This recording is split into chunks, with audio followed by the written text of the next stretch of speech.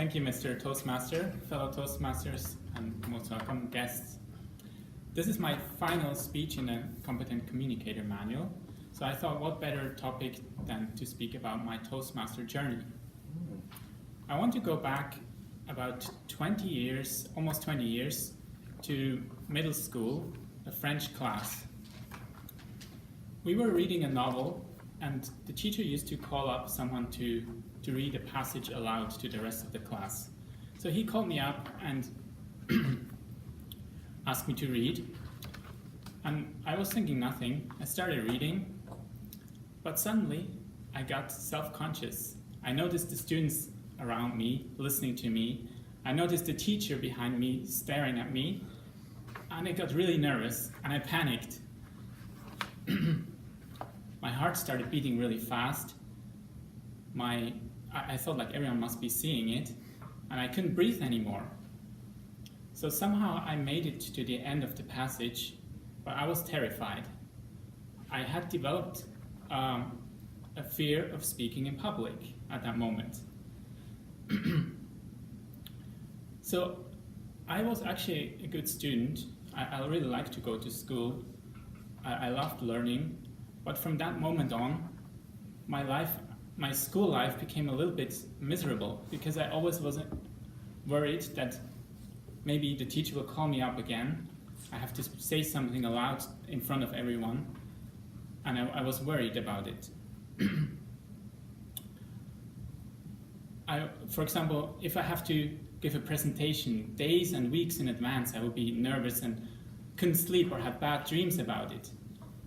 And then it was like a dark cloud hanging over me. Later, I came to high school, and it was a French class again, ironically, that saved me or changed me. It was announced that I have to give a 15-minute presentation, and naturally I was terrified, and I thought I'm not going to take any chances. I would just write down every little word of this presentation and just read it and not look at everyone. So the day came, the moment came, I had to go to the stage, to the front, and I felt like I'm going to be executed. So I was standing in the front, probably shaking, having my piece of paper, and I started reading, but nothing happened. I was just reading, and it was possible. And then I felt like confidence flowing through me, and that moment I realized in order to overcome our fears and our troubles, we have to face it. We have to go to that moment, to that point of where we are afraid of, and we have to practice it again. We cannot run away. So after that, my fear of speaking in public became smaller, but my uncomfortableness and nervousness still stayed. Later, I came to university, and I had to give many presentations in front of scientific communities, and I was teaching classes in front of over 100 students. So I got used to speaking in public, but I didn't get better, because I could always just turn around and look at the blackboard and write something here, and it was like a crutch.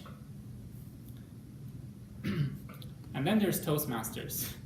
So had I known Toastmaster before, I would probably have joined Toastmaster a long time ago already. I remember in the beginning I was still really nervous going up to the front, especially for table topic speeches. I was always like, don't pick me, don't pick me.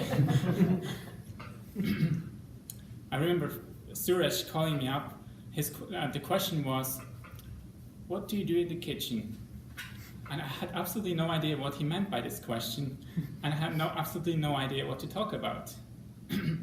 But after every disappointing performance, I just wanted to go there again and again. I don't know why, but it sounds paradoxically, but I wanted to go to the stage again, practice again, speak again. It's like that quote from Samuel Beckett: ever tried, ever failed, no matter. Try again, fail better. It's like try again, but fail better. We have to try again to improve. Otherwise, there's no improvement. And as Toastmasters, we don't run away. We try again. We go there again.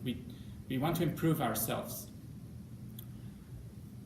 And in a way, I feel Toastmasters is almost ideal.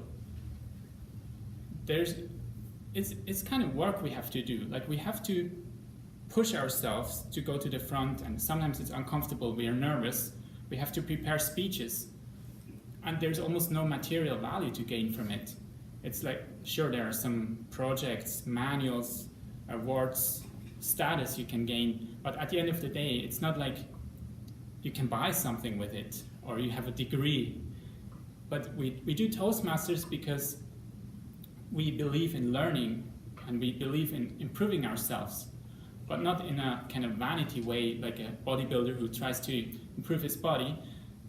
It's more like we try to improve our communication skills. We want to become better communicators, better leaders, and better people. When I talk about Toastmasters, I also want to talk about people. For example, Janice, who just 1 month after my joining encouraged me to take up the role of Toastmaster and also become VP of Education. If someone believes that you can do it, it helps greatly to succeed. Or also Punita, who was my mentor and who is considering to join again as a member remotely from Singapore, which is fantastic. Punita, I've seen many speeches of her and have seen her improve and getting better and better, and I've learned a lot from her. And then there are many other people in this club with so many different backgrounds, different countries, introverts, extroverts, here for different reasons. All that diversity is what makes this club so great, and all that diversity makes me feel connected to the world and to humans. So does my Toastmaster journey end here? Of course not. There's still so many things for me to learn and improve. I want to find the complete confidence. I want, for example, sometimes I clasp my hands. I want to get rid of it. Sometimes I look down. I want to get rid of it. I want to shed every last bit of uncomfortableness. I want to become complete and free as a speaker, and complete and free as a human. Sometimes I get closer, sometimes I fail, but it doesn't matter, because as Toastmasters, we don't run away. Thank you.